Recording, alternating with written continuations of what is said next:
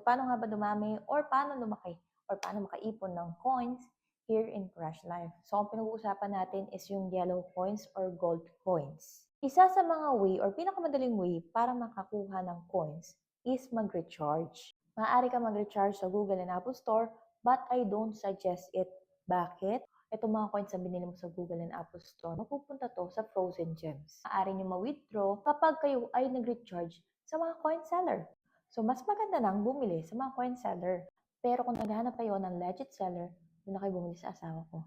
Ilalagay ko sa comment section or dito sa screen ang kanyang user ID. So, legit yan. Sabi ko nga sa inyo, asawa ko yan. Kaya legit na legit yan. I'm pretty sure that for the 15 years and half of my life, legit yan.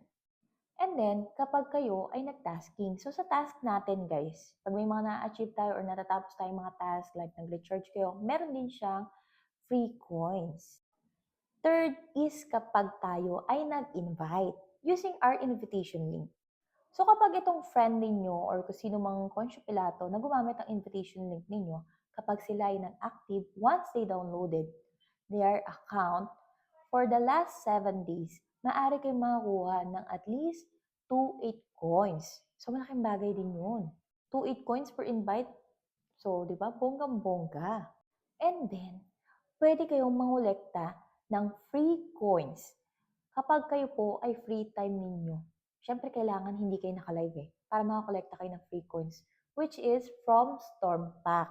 So, ang Storm Pack kasi guys is nakakatulong po yun para ma-boost ang ating live and if we wanted na mag-share ng some coins to other users. So, Storm Pack can highlight your live and of course, ito yung way natin para makakollect ng free coins. So, may mga nilalagay lang silang requirements or kaya naman hours kung gaano nga ba ang kailangan ninyong i-stay dun sa live na yon para makollect niyo po ito. So, isa yan sa way natin para makaipon ng free coins. Husipagan ninyo. And kapag kayo ay kumuha ng Kings of Kings or mga privilege natin like Duke, mga ganun. So, may free coins din yun. So, yung gold coins po natin na yan, of course, hindi yan withdrawable.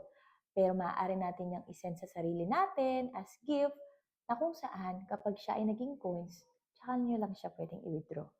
Kaya sa may mga gusto maging part ni Crush Life or hindi pa kayo part ni Crush Life, I'm inviting you guys. Crush Life is hiring agent, host, coin seller, payroll, BD, at admin.